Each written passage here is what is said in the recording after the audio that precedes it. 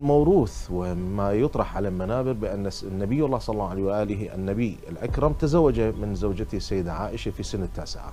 في التحقيق أنها لم تكن هكذا، إنما هي كان عمرها أكثر من 14 سنة. وهذا ما طرحناه في أكثر من درس ولقاء، بأن السيدة أسماء أختها الأكبر كانت تكبرها ب4 سنوات. في ذلك الوقت كان عمرها 18 سنة، إذن هذا لازمه أن عمرها 14 سنة. هذه رواية 9 سنوات جاءت في الصحاح، وللأسف يستند على أن هذه هي النقطة للانطلاق للزواج.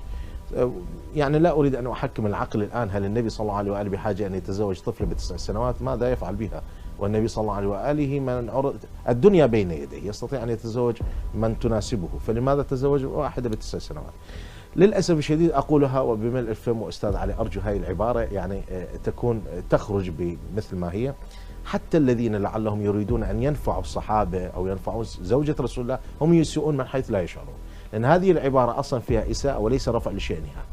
المرأة تزوجها النبي في سن 14، فكثير من الذين أكثروا من التمجيد أو التفضيل وجاءوا برواية هي طبعا لا تزيدها إلا بعدا عن القضية الشرعية الأولى، لأن وإساءة للنبي. النبي صلى الله عليه وآله لا يمكن أن يأمرنا ويقول بأن الزواج هو سكنة وأن الزواج فيه مقدمة، ويأتي ويأمر أو يقوم هو بزواج لعله غير متهيئ ظروفه، على الأقل الظروف النفسية.